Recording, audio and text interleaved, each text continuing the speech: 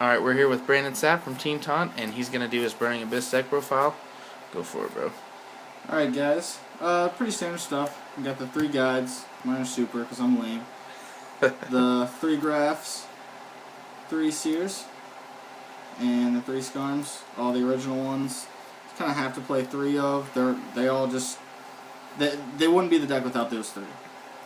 And the new ones play the 3 Rubik obviously because this thing's the best special summon, just because it has no effect when it's sent to the graveyard. So I always like having this thing in hand plus another one, that way I can just special this, normal summon something else. And then the 2 Calcab and the 1 Alic. I may end up switching this ratio around.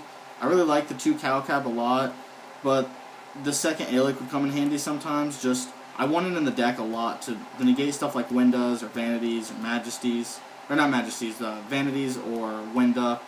Or my Acid Golem, for example, just stuff like that. And I always end up drawing this for milling early when I need it late game. And then the 1 BLS, I just can't bring myself to drop, even though I side it out almost every game. With the spells, we got the 3 MST and the double Night Beam, just to take care of back row. Besides the mirror match, everything else, like Cleafort and Shadow, don't really play much back row. So these things will just blow out the back row and let me try to push for game, or push close enough to get in like Nightmare Shark range or something. At the 1 Foolish, most of the time just a free special summon. This plus any other monster in your hand is a Dante, and maybe more Dantes depending on what you mill, because this deck can sack just by milling, 1 good Burning Abyss card. 1 Raigeki to clear boards, help me push again. Soul Charge for those silly, nutty plays where just like, you can bring back 5 Burning Abyss monsters, maybe like Dantes and Virgils, and just completely blow out an opponent from the game. Lure for draw power, and beginning of the end for more draw power. Regardless of what everyone thinks about this card is actually really good. Especially for like the mid-late game grinds that this deck really has. Just this puts you so far ahead of your opponent. The draw threat's a +2, so you're going to be at least 2 cards ahead of your opponent in the late game. And if you're drawing defense, you just really blow them out. And for traps, I got the 3 Phoenix Wings. Obviously, it's the best discard I will ever. It advances game state, so it doesn't really act like its own trap most of the time. It's also an offensive card. Same with the 2 Karma Cuts.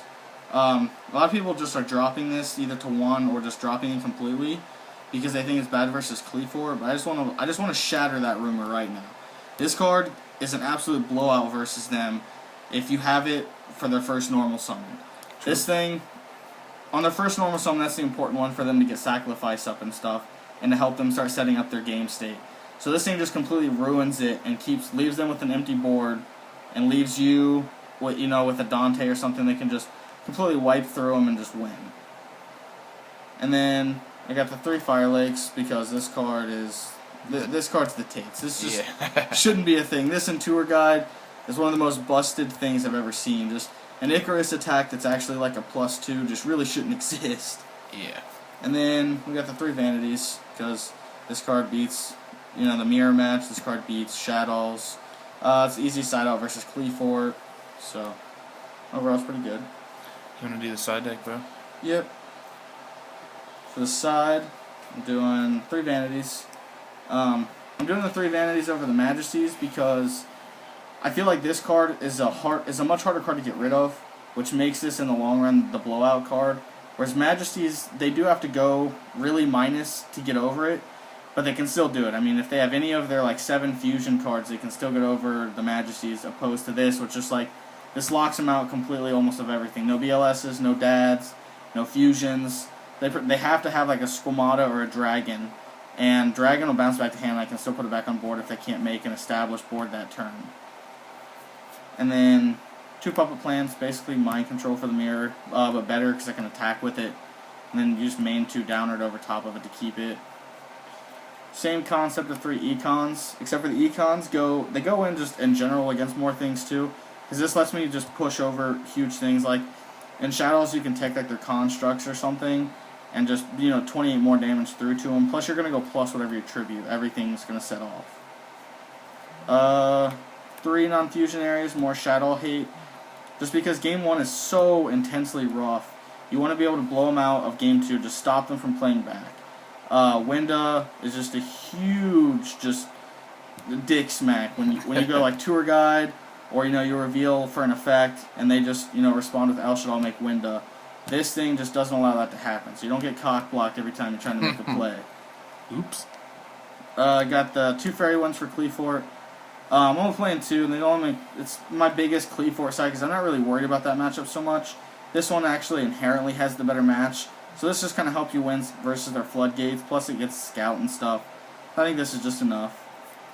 And then the 2 Ojama trios for the mirror, just like this thing is like Flying Sea took meth.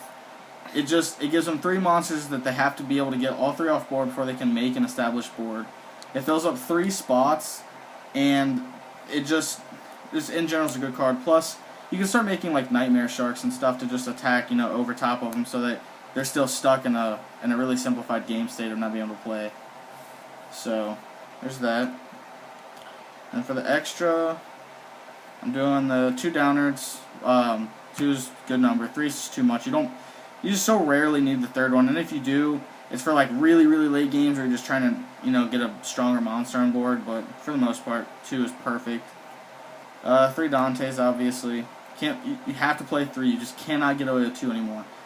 3, you just make 2 first turn so many times. You just absolutely need the 3rd one, and you end up. And there's times I've made 4 and 5 Dantes in a game where you just end up putting a Dante back with another Dante, so on and so forth. Double Nightmare. I'm gonna shout out to my boy Sonny for this one. True. I played 1 for such a long time, and talked about playing a 2nd one. And this card just steals games so much. There's just so many scenarios where we'll end up being able to, clear their monsters off, and then have like a Dante and a Seer or a Virgil and a Seer and hit for 41. And then the double ones will let you steal game over the next 2 turns, where even if they can deal with the first one and destroy it, if you have any access to another rank 3, you make the 2nd one and then swing over for the 19 that they have left and just steal the game. Yeah. The 1 Fortune Tune, which is basically like your time card, or like anything like if you're just grinding out really late game, you run out of your resources, you can make this thing. It puts itself back, it'll recycle 2 cards, so this thing's pretty good too. Acid Golem. This is usually the answer to all the big things you can't get over. So you end up just making either this to get over something standard, or this plus Giga Brain can get over stuff. And a lot of times I end up making this with an Aelic attached to it. So then during my standby, when it comes back around, I can detach the Aelic to negate him, to negate the Acid Golem himself. And then I can push through with the 3K, and then main phase 2 I can down it over top of it so that it doesn't lock me out, so I can still make more plays. Alucard, I just don't make that often, except for Shadows. This card just stops stupid, shenanigans stuff like Falco. Giga Brilliant, which is my answer to everything big that I can't get over usually, except for towers. But yeah, that's a whole nother story.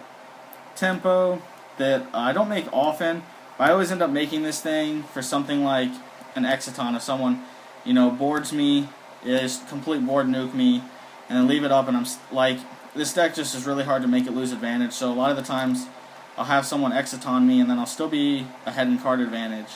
So you can make a tempo and detach the 2nd one, so you're not afraid in the battle phase anymore. Plus, this thing will be able to attack over it. The Zen Mains, which is basically the Shadow Imp killer. I don't make it for like anything else, just to kill a mirror if you need to. That's it. And then the 2 Virgils, because this guy's a rock star, guys. You just cannot not play this. This card just blows out so many games where you just have a Dante access to this thing. This thing will spend something, you get another special summon, and then before you know it, you're hitting for like 6,000, 7,000, 8,000 plus while spending cards back. It's just, this card's ridiculous. Alright, is there anything else you'd like to say, sir? I'm going to link you guys to the Facebook page we have down below. So I want you guys to go like that shit up, because we're looking for followers. And like always, rate, comment, and subscribe, guys. Alright, thanks, bro.